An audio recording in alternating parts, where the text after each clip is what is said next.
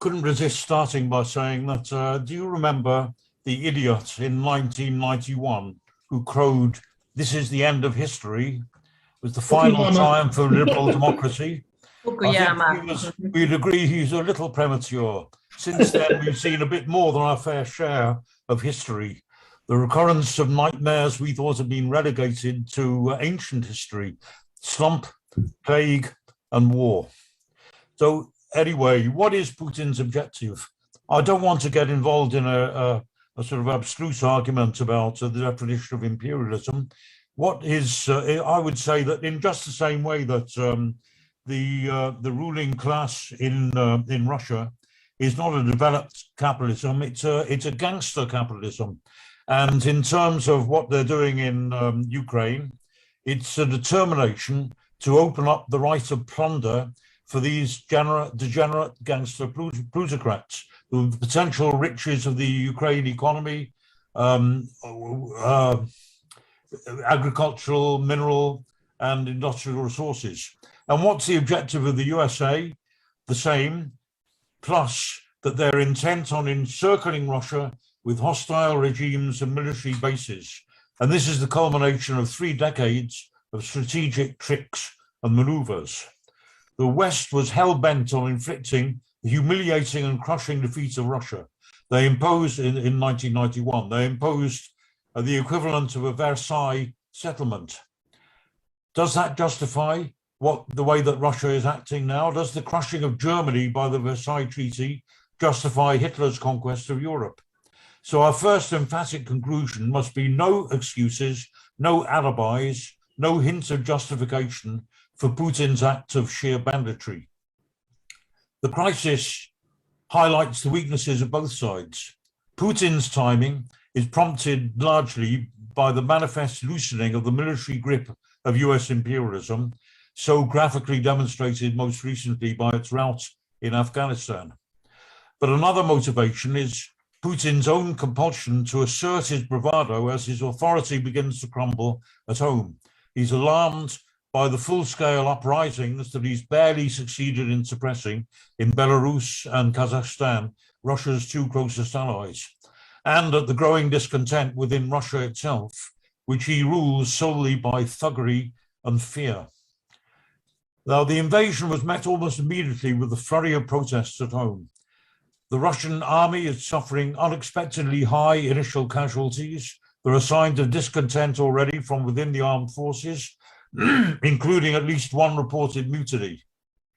And there are cracks within the general staff.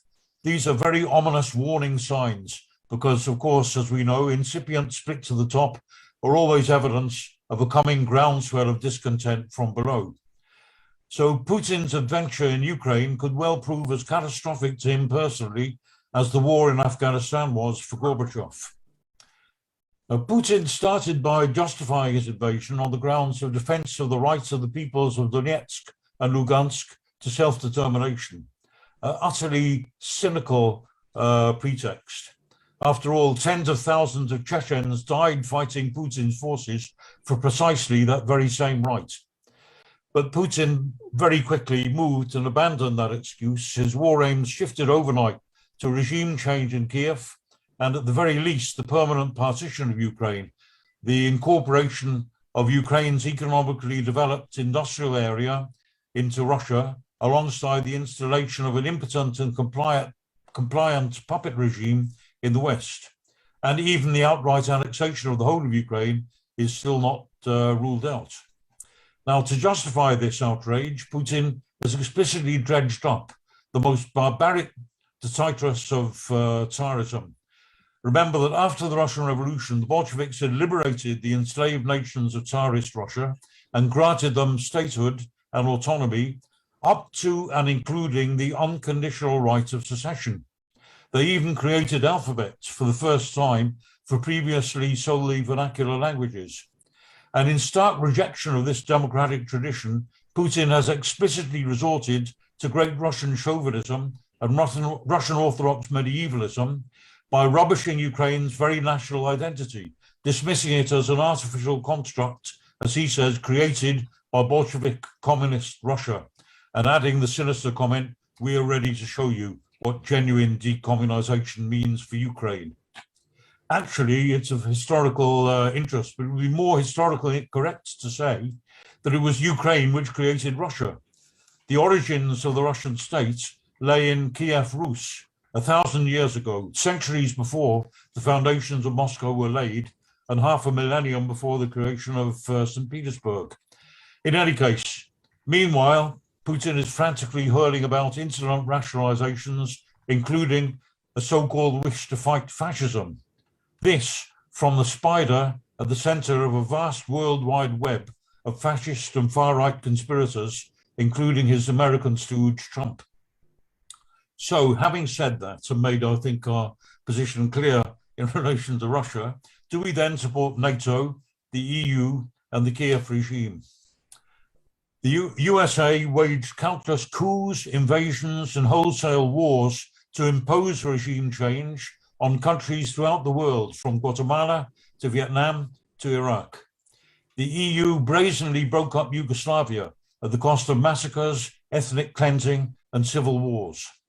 In flagrant disregard of their previous assurances to Gorbachev in 1991, they absorbed former Warsaw Pact countries and even former constituent parts of the USSR into NATO, bringing this hostile military alliance right up to the very borders of Russia.